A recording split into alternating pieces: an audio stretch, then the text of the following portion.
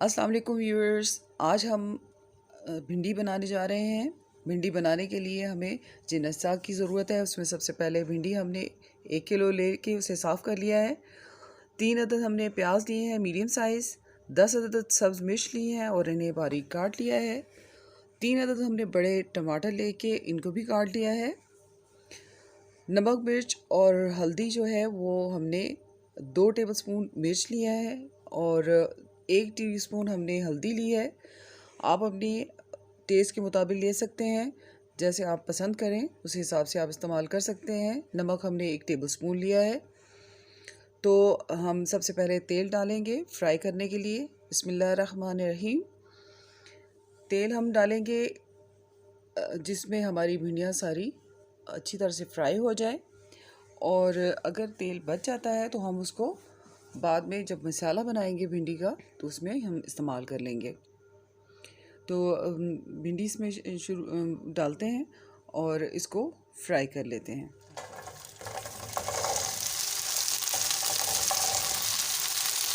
हल्की हल्की आँच हमने धीमी रखनी है और इस धीमी आँच पे हमने इनको फ्राई कर लेना है ताकि हमारी भिंडियाँ जले ना।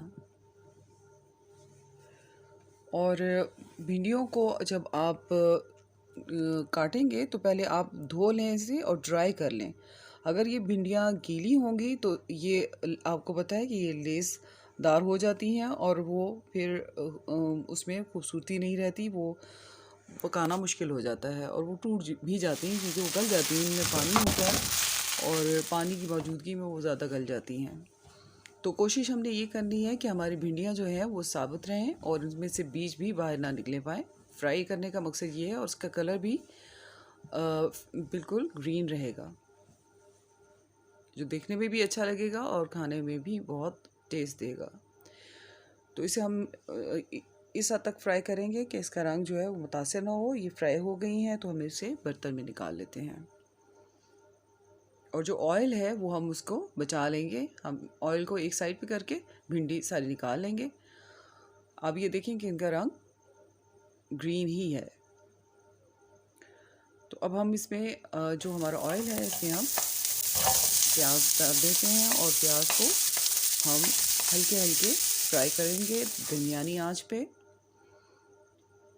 कि प्याज का रंग जो है वो ज़्यादा ब्राउन नहीं होने देंगे।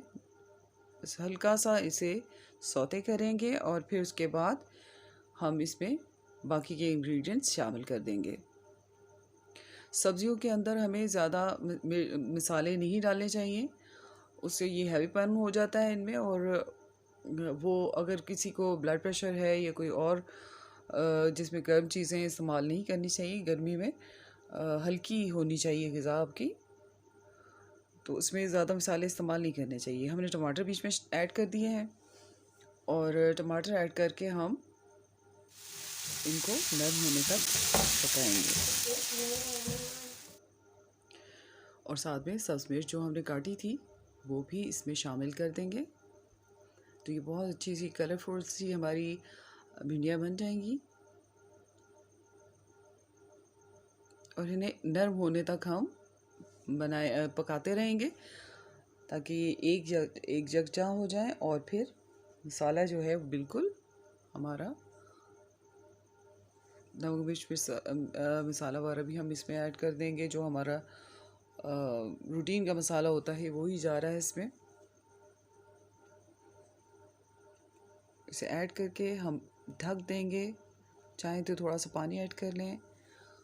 ये मसाला हमारा आप देखें बिल्कुल यकजा हो गया है और ऐसा ही होना चाहिए। भिंडियाँ ऐड कर देंगे इसमें।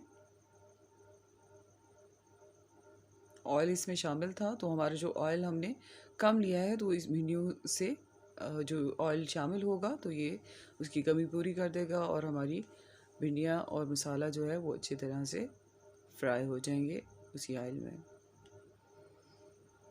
आप देख रहे हैं कि भिंडियाँ बिल्कुल हमारी टूटी नहीं है, बिल्कुल साबुत हैं और उनका रंग भी बिल्कुल ग्रीन आ रहा है और ये बहुत मज़ेदार टेस्टी होती हैं।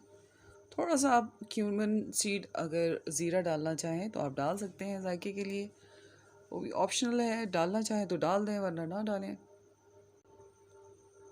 ये हम थोड़ा सा इसे यकजा करेंगे और उसके बाद इसे डिश आउट कर लेंगे। बहुत अच्छी डिश बनी है। आप जिस तरह से आपको बताया गया है इसी मुताबिक आप चीज़ें डालें, ये बहुत मज़ेदार बनती हैं और आपको बहुत अच्छी लगेगी। हमने डिश आउट करके आपको दिखा दिया है। ख्याल रखिएगा अपना। अल्लाह हाफिज़।